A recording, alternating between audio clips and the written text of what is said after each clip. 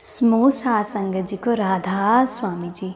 आज की साखी मैं जो आपको सुनाने जा रही हूँ उससे आपको पूर्ण संत महापुरुष जी की पहुँच का एहसास होगा। ये सच्ची घटना सुनकर आप हैरान रह जाएंगे कि सदगुरु के तो खेल ही निराले हैं। ये सच्ची घटना उस समय की है जब बाबा जैमल सिंह जी फौज में थे और उनकी पलटन पेशावर में थी। उस समय के एक प्रेमी सत्संगी इंदर सिंह जी जो बाबा जी की पलटन में सिपाही थे और बाबा जी के सेवक के रूप में भी काम करते थे, उन्होंने ये सच्ची घटना सुनाई कि जिस समय बाबा जी की पलटन पेशावर में थी उस समय एक नया सूबेदार बदली होकर आपकी पलटन में आया। स्वभाव से वह सूबेदार बहुत क्रूर और क्रोधी था। बात बात में अपने मदहतों को गालियां देने लगता। कुछ ही दिनों में सिपाही उसके व्यवहार से बहुत परेशान हो गए। बाबा जी उन दिनों हवलदार थे और आपकी नेकी और बुजुर्गी सभी के दिलों में घर कर चुकी थी। सबने मिलकर आपकी सेवा में विनती करते हुए कहा, भाई साहब जैमल सिंह जी, इस नए सूबेदार के गाली गलौज और दुर्व्यवहार ने हमें परेशान कर दिया है। बात बात में लड़ना और बगैर कसूर क्वार्टर गार्ड दे देना इसके लिए मामूली बात है, इसने हमारी जिंदगी दुर्बल कर दी है। बाबा जी बड़े प्यार के साथ समझाया कि अफसर तो आते जाते रहते हैं, सब्र और बर्दाश्त से काम लेना चाहिए बरखुदार, सब दिन एक जैसे नहीं होते।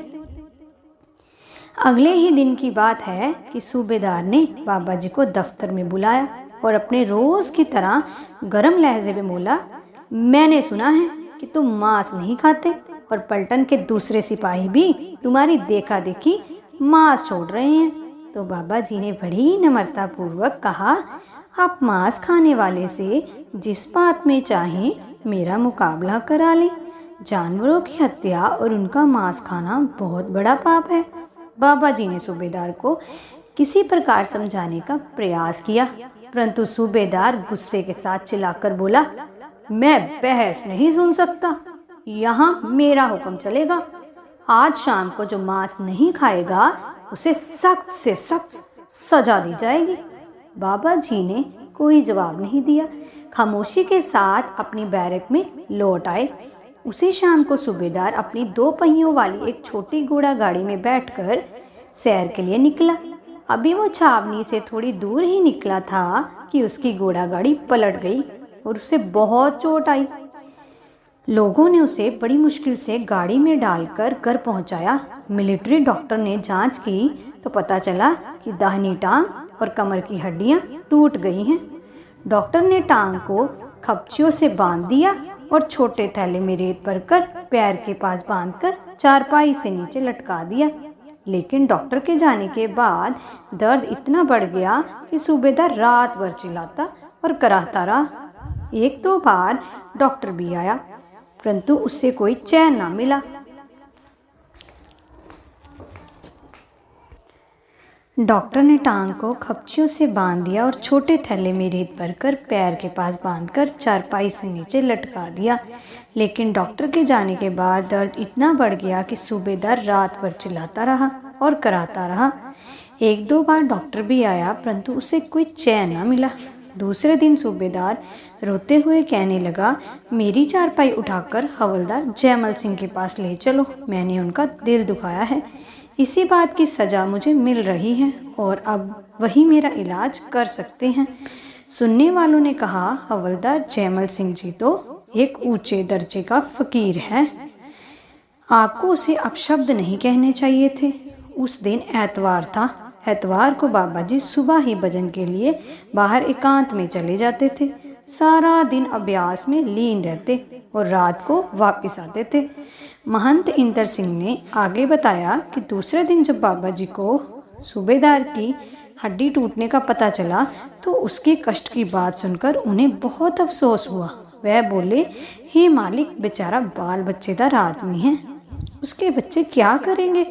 आप फौरन उठकर सूबेदार के पास गए और सूबेदार के पिछले 24 घंटे इतने दर्द और बेचैनी के साथ बीते थे कि मालिक इसे दुश्मन के साथ भी ना बिताए।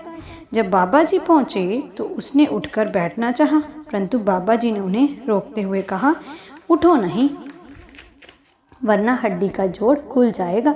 सूबेदार ने बड़े दर्द भरे स्वर से जवाब दिया, आगे ही कौन सा जुड़ा हुआ है? आपने फरमाया, कोई फिक्र न कर, सब ठीक हो जाएगा। बाबा जी ने उसके पलंग के पास बैठ गए और वह बोला, जैसी तकलीफ में मैंने पिछले 24 घंटे बिताए हैं, ऐसी तकलीफ तो शायद नरकों में भी नहीं होती होगी, लेकिन आपके आने से मेरा दर्द दूर हो गया। मुझसे बड़ी गलती हुई, मुझे माफ़ कर दें। तब बाबा जी ने बड़ी नम्रता से कहा, आपने मेरा कोई नुकसान नहीं किया, मैं तो एक आपका मामूली सा मतहत हूँ। आपके प्रेम और उद्धार वचन सुनकर सूबेदार की आंखों में जलधारा बह निकली। आसपास जितने भी लोग थे वे सब चकित थे कि क्या ये वही सूबेदार है जो कल तक बात बात में क्वार्टर गार्ड की धमकी दे देता था और जिनके मुंह से गालियों के बिना कुछ निकलता ही नहीं था। बाबा जी ने उसके दुखते हुए शरीर पर हाथ फेरते हुए फरमाया, घबराओ मत, दुख सुख शरीर का भोग होता है, जल्दी ही ठीक हो जाएगा। इसके बाद उसे दर्द नहीं हुआ। 3 महीने में उसकी हड्डी जुड़ गई और धीरे धीरे उसने अपना काम संभाल लिया, लेकिन अब वह पहले वाला सूबेदार नहीं रहा। बाबा जी की संगति से उसकी काया पलट गई। तो समूह साध संगत जी, बाबा जी ने कहा, सतगुरु की याद में बैठना तो प्रेम का मार्ग है और कमाई का पथ है।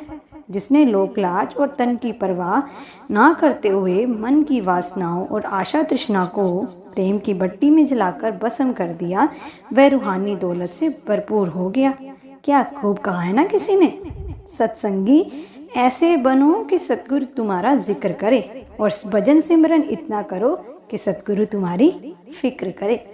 तो समूह साध संगत जी, अगर आपको मेरी इस रूहानियत भरी साखी से अच्छी सीख मिली हो तो आप मेरी साखी को लाइक शेयर ज़रूर करें और मेरे इस रूहानी भरे चैनल को परमार्थ साखियाँ एवं शब्द को सब्सक्राइब करें।